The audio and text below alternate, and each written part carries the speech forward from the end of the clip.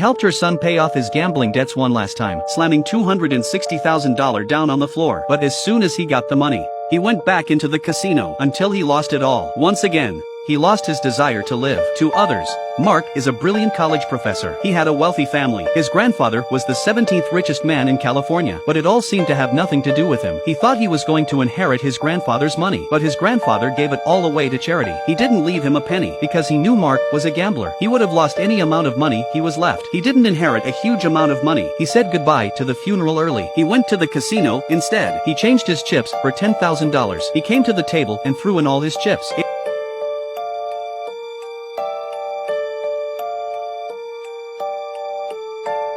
It was a lucky day. The chips soon became 80,000. Mark chose to keep throwing in all his chips, but luck didn't favor him again. The dealer offered a blackjack to clear the chips. Jack, a moneylender at the casino, noticing the big spending gambler, he came forward to chat but was rebuffed straight away by Mark, because Mark knew exactly what these people do to people who don't pay their debts. He then went to the casino owner's room. Before he could ask for money, he was called for a debt. It turned out that Mark still owed the place $240,000. He was told he had 1 week to pay it back. It's a long night for a gambler. As long as there's money to bet on, anything is possible. He ended up borrowing money from the mob and gave the casino $40,000 for 10,000 chips to come to the table. This time his luck was surprisingly good. The chips soon went from 10,000 to 160,000. Then he got up and left, but instead of returning the money, he went to the Russian roulette wheel, all in on black.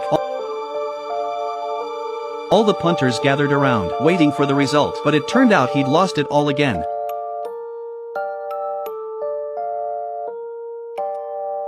Me some gambling money, interest at 20% as usual, until he left early the next morning. His debt was increased by another. The repayment was due in a week. Mark needed to pay off both the casino owner and the mob. He first approached his mother. Again, he was refused before he could even ask, because Mark was already a repeat offender. When he left, he dropped the phone of the mob's debt collector. After wandering the streets for a long time, he decided to ask the mob for more gambling money. They agreed to lend him the money, but on one condition: if you want to borrow money, you can say I'm not a man.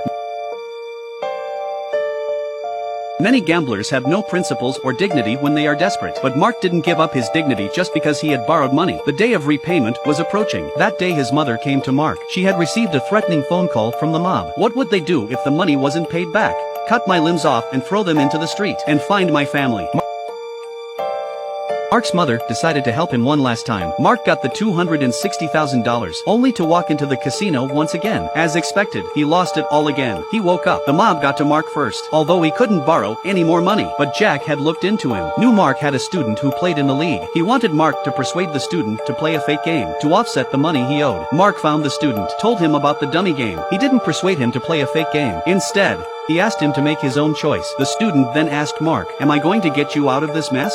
"No." Then he borrowed $260,000 from Frank at the risk of having his family killed. Took a beating. Borrowed another $150,000 from his Korean boss. Put the $150,000 in the student's wardrobe. $60,000 paid back to Jack with interest. The remaining $200,000 bet on his student playing a fake game. If he was willing to play a fake match, $150,000 as a reward. If he doesn't play, it's all over. Even if he's killed later, the $150,000 will be the last good thing he does for himself. In the end, this student helped Mark by playing fake football. Now there is still a debt to Frank and the Korean owner. He took them both to a casino and took out all his cash to the roulette table.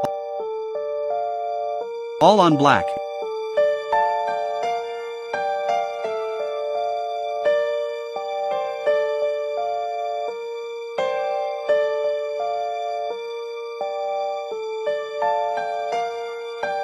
If he wins this time, he can pay off all his debts and live again. If he loses, he also brought a pistol with him. It's life again, or the end of this shitty life.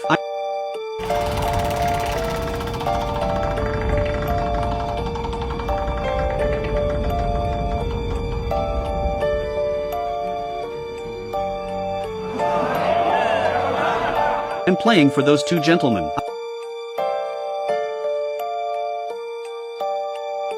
I'm not a gambler. It ends with him winning this time. Then he walked out of the casino. He paid off all the money he owed and the extra $100,000. That's when I knew he'd made it. He had achieved the greatest success a gambler can have. Quit gambling. A movie is a movie after all. Most of them have happy endings, but in reality, gamblers rarely have that kind of luck. And if they do, they don't always dare to gamble on their lives. The final scene of Mark running from darkness to sunrise. It gave me a deeper appreciation of the film. Although his name is The Gambler, but Mark keeps emphasizing that he is not a gambler. Maybe there are no gamblers in this world, but only those who are always on the edge. I've been in the deep end. I was afraid to go there. I just wanted to get back what I'd lost. But I lost out to human greed, and it got me in deeper and deeper. If I want a chance to start again, the stakes would get higher and higher. If I win, I want to live the life I want to live. If I lose, I'll end this shitty life.